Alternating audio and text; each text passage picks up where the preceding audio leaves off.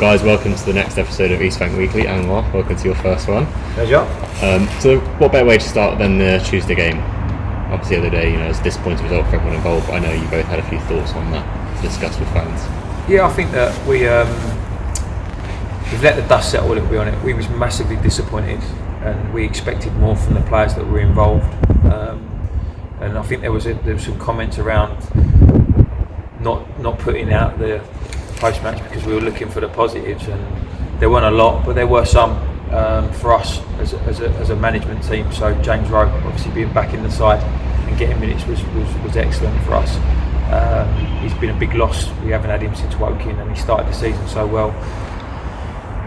The academy boys, I felt, as I said on Tuesday, I felt for Harry and Ryan for the miscommunication for the fourth goal, because other than that I thought they both did really well, and Ryan had a solid game, but we were disappointed. We genuinely went there with the foresight of winning the game and going through, and I think from our perspective we need to reevaluate, and we've had a meeting this morning with the boys and the boys that weren't there, and just trying to make the players understand that the standard is the standard, and no matter who we play, when we play them, we have got our principles and our philosophy on how we want to be as a club, and we have to stick to that, and it doesn't matter. And Anwar alluded to that in the game about it doesn't matter. It's irrelevant who you play. You have to deliver a performance that's worthy of wearing the shirt, and I think the message is hitting home, and we have to keep plugging away. And I don't think none of them went out on purpose to be poor, but I think when there's an opportunity like they had to put on a show, they should have done so. Because you mentioned we came in for criticism after the game, but we went into that with the mentality that we are going to go there and get a good result, but a positive from that was players got minutes that they probably deserve. Academy boys got men's football experience they probably need as well. I think it's really important. It's a great opportunity to learn about our squad, learn about our players, and improve them as players and people. We play against some fantastic teams at this level in fantastic surfaces, and that's great.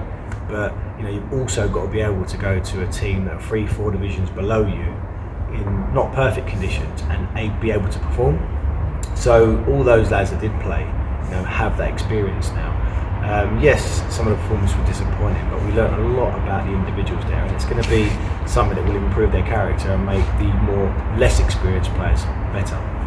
Another thing that came from that, was a few trialists we had on show, the recruitment. That's been something that's been mentioned by fans over the last few weeks. I know you wanted to express your thoughts on that as well. Yeah, I think that, if you talk about the makeup of the squad, I know that there's all these comments banning around, we shouldn't be losing when we've got 7 first team players out, and I 100% agree with that. However, we had a back five, all 4 of which were teenagers. Cody was obviously in there. Cody played Saturday. Cody was in there to try and give that little bit of experience to the back 4 and back 5 that was so young. We had 2 trialists on show, obviously, which they've never played with those players before. One of them, it was the first time he's ever met them, so it was an opportunity for us to look at them. And when you're looking at the other players, these are guys that some of them haven't played in 4 or 5 weeks, and it's about getting minutes on the pitch. And we genuinely believe that we should still go and win the game, but the average age of the team on Tuesday night was 20.4. And I think when you put that into perspective, and you've got players that are going there that would have never experienced that before, there's always a risk that we were going to come unstuck. So when you look at the makeup of the team, it wasn't quite as clear cut as we had 7 first team players playing. They're not like we had 7 who started on the Saturday against Maidenhead. These are 7 players who were in and around the first team who needed minutes. From a recruitment perspective, I was a bit disappointed with the way that some of the fans have spoken about one of the trialists, because he's a boy. He's still a teenager, and it's the first time he met the players. It was an opportunity for him to come in and have a game. That's what we wanted to do for him. We wanted to give him some minutes and have a look at him, whether he's someone we could look at to maybe bring him with the training groups, or look at for one of the players for our 23s. And I think sometimes the fans need to be a little bit careful when you're talking about children, because legally he's still a child from a academic perspective. And I was a bit disappointed in that, and because he didn't have the best of nights, no, but he's learning, and I think that's the crucial thing. And we need to, as a club, understand that there are going to be games this year, especially friendlies. We've got a friendly coming up on Tuesday, which we're going to get some more minutes for our players. There's going to be games where we are going to experiment with players, and that sometimes will work, and there will have great games, and other times it won't work. And I don't think criticising it is necessarily the best way forward. If it was one of our seasoned first team players, I get it, but when it's a young lad, I think that's a little bit poor. And from a recruitment perspective, we've put a squad together based on the budget that we've got, the time frame that we had, especially with not knowing what league we were going to be in. And these lads have come in, some of which will be the first time at this level, and they work really hard. And we've said that all along. We've never hidden from that fact that we've got players that probably are going to need time to adjust and develop to be that player that can play at this level. And we asked that in several times about being patient. And you can't be patient in the sense of when we're doing well, everything's okay, and then when we're not doing well, we're going to hammer the lads, because that's not patience. That's just flippant opinions on various outcomes of a game. Patience is what it is. We wait, we develop, and I don't want to really harp on about all the negative comments, because there is some real positivity around the place, and there's some great stuff on there, and we are building something. We are building something. And I think that's the key as well, because I look back at the game now and I think what a brilliant night, because it was a test. Credit to Moneyfields. I thought they prided themselves well, they worked hard, and they wanted to win. And a great test for some of our younger players. But what we're trying to do is we're trying to look at the 23s, we're trying to look at the 18s. We're placing players into those systems, and they're not going to bear fruit tomorrow, next week or next month. But in 6 months' time, we might have some more players that the first team can select. So I think a lot of managers have that short-term mentality. But I think at a big club at this level, you've got to have a mid-term and long-term programme as well. And some of the players that we're recruiting into the academy, into the 18s, I'm sure will bear fruit, like I say, in 6 months and a year, and all of a sudden will give us more options. So it's sometimes about looking long term as well, and finding some of these players that have been released from the bigger clubs, or playing in non-league that have the potential to go higher. We want to create a system where you've got a first team and a pathway all the way up into that first team, and we want to bring really good players to get involved in that process. Because that was the thing that a few fans raised after the game, is that maybe the academy isn't as high as they wanted to be, or where we want them to be to progress through, and that's something you work heavily with Anwar, the academy, and that progression through into the first team. One thing about this club that I think has been really, really great is that the academy system are really receptive to our help. So, I've identified a few players that I think would be great for this club, maybe in 6 months' time or a year's time, and they're happy to be placed in the academy, train there every single day, and it's all about creating players for the future. And like I said, sometimes it's not about tomorrow, it's about in 6 months' time and in a year's time, because if we haven't got the money to go and buy the best in the National League, we've got to produce our own, and that's something I feel that we are well equipped to do. And again, that won't happen overnight, but I think we're a club now that if you're a young player and you come into the system, there's a pathway to the top, and you're going to get the best service to become potentially very good football players. And we've used this term a few times, we've called this a club, not a team, and I know that's something that we spoke about just before this interview. Danny, that's something I want you to talk about as well. Yeah, I think if you look at the research, so the average tenure of an English manager now is 1.23 years. I think that's what that was the last report that Sky Sports did. And so a lot of managers now, they go in with a very selfish mindset. They want to manage the team. They don't care about anything else that goes on, because they know that success or failure will determine how long their tenure is. And it would have been quite easy to do that here. The team should have been relegated last year. We didn't have any players. We could have come in, but when I went for the job interview, one of the things that I was quite strong about is I want to be a part of something that's building. And to do that, you have to get involved with, I believe, as a manager and a management team, we have to get involved with every facet of the club. So from an academy perspective, we're going to develop the academy. We're going to help to develop it. Ross does an amazing job, and his staff do an amazing job, but they're limited resources wise in the sense of recruitment and going out and getting players. Well, we can help with that because we've got the connections to filter players into that, like Anwar said, and build a group of players that we can tap into on a regular basis. But that goes with every department. As you know full well, we work closely with you on a lot of ideas on how we can make the communication between the players and the fans better, give them that little bit more of a family feel. We work every day. Butts is in our office every day talking about stuff, how we can make things better. And it'd be easy for me as a manager to go, I don't care, I just want to focus on the pitch. But I genuinely believe if you want long-term success as a football club, you have to have a real succinct infrastructure, and that has to be right. And if it's not right, then you're papering over cracks if you go on a run. Because I think Mark said today, he said that the ups and downs the club have had when it comes to fan base and whatnot, and money troubles and on the pitch troubles, generally they go hand in hand with each other. So you have to get everything right, and we want a club, not a team.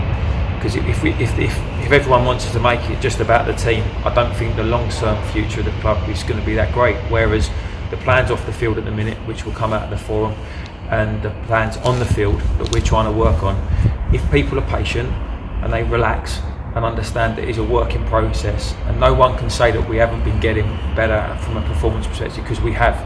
And even if it's been a little bit less creative because we've gone away from home and been harder to beat, it's getting better. The players are getting better. They're working harder, and we've had to evaluate ourselves a little bit after every game. We sit and we talk about how we can make it better. But it's a process that you have to go through. And sometimes, if you're so focused on the outcome, you forget about the bits, the meat and veg in between. We need to make sure we're focused on the process so we get it right. And that process comes from all the way from the board members all the way down to the fans. I know the fans is something you wanted to talk about, Anwar, in this week's East Weekly. Yeah, so obviously my job working for the Football Supporters Association is to work with football clubs across the country, from the Premier League all the way down to non-league, to increase the gates, make sure the community are watching their local team, create an inclusive environment where everyone can come and enjoy football with their local team, wherever that is. I do a lot of work around discrimination. There's been a load of high-profile incidents over the last few months. And it's about how we can work together with the fans to make football a better place. And one thing about this club that's I've been really, really impressed with. I mean, like the first day, I knew this club had a great fan base. It was a loud place to come and play. But I remember coming out my first game and hearing the chants and the songs, but then seeing a Bangladeshi flag over there. I mean, that attention to detail to some is nothing, but to me it's everything, because fans have thought about that, and they've thought about how can we make this management team more welcome, how can we make them feel part of the fabric and the fibre of this club, and something like that does exactly that, and that spurs us on to do even more. And I feel like if you want to be successful and you want to do anything, you have to get it done together. There needs to be buy-in from the fans, the club, the board, everyone. And for me, it's about letting the fans know that, you know, what I do as a job, we've got funding available to improve the matchday experience. How can we get everyone in Aldershot coming in and enjoying watching football here? Now, we'll try as hard as we can to make sure the brand of football is good, we're getting results, but what else can we do? Because I truly believe that if you was a resident in Aldershot and you popped in to watch one of our recent games, you would have enjoyed the football you're watching, you would have enjoyed the atmosphere, and you definitely come again. So why can't we increase the gate here? So like I said, we'll do as much as we can on the pitch to do that, but I also think the fans can play a part, the community arm can play a part in getting more people watching Aldershot, and really creating a reputation and a vibe here that this is a place you want to come to watch football, to play football, and just be part of. So just enjoying to sort of be at the club and sort of do the stuff on the pitch, but also look at the stuff around the pitch as well. And for us, it's all about taking all those positives and counteraction against the few negatives we may get every week or so. I know that's something that we've spoken about before the interview started as well, Danny. Yeah, I mean, everyone's entitled to an opinion, and I think that's what makes not just football great, that's what makes life interesting. If everyone had the same opinions and everyone thought the same things, it'd be pretty boring, because everyone would just sit around agreeing all day. But we have a choice as a management team and as a group of players and as a club. We can either focus our attention on what are all the negative aspects, or we can look at the positives that we can get out of every situation. And I've been openly criticised about the fact that I try to find a positive in everything, but that's not going to change. That's where I choose to spend my energy. And I think that what we've kind of changed the mantra of the team, in the sense of, rather than saying negative and positive, there's areas and room for development. These are areas we need to develop and improve and learn, and learning opportunities, and this is the positives that have come out of the situation. So as Anwar alluded to earlier, we learnt a lot on Tuesday. You look at some of the performances of some of our players, they run their socks off on Tuesday night. They weren't going to give their opportunity up, and they'll reap the benefits of that. The ones who decided that it wasn't maybe the right game for them, they have to suffer the consequences of that. But it has to be in a constructive way that we can get them into a position where it doesn't happen again. And I think the squad's learning. The squad is learning, and we're getting a little bit more clued up to managing the league and managing certain games, and that's a part of the development of not just the players on the pitch. It's a part of the development of the football club, because regardless of what anyone says, if this team finishes one place above the relegation zone, they've done better than what the team did last season. Whether that's what people want or not, the facts are this club should be playing Conference South football. We were given a lifeline, and the most important thing that we do this season is not get relegated. Now, we genuinely believe with this squad of players we can have a much better season than that, but the facts are the facts. Let's not get away from the actual structure of the league and the money that's spent by teams. The teams that have had groups of players where 7, 8, 9, 10, 11, 12, even 13, 14 of their players have been together for 2 or 3 seasons, you are going to be up against it. We make no bones about that. We don't sit in our office going, oh, everything's hunky-dory, we're going to be fine. We're all constantly looking at ways we can make things better, but we do it in a positive way. And if fans want to tweet me, tweet Anwar, tweet the club about negative stuff, that's fine. But I've said it. I think I said it in the first one we ever did. What actual benefit is that for us? What benefit? How does it benefit? If they can give me a justifiable reason how it benefits the club long term, then I'm all ears. But I'm not sure it does. Every environment I've ever worked in, the more positive people, the more successful.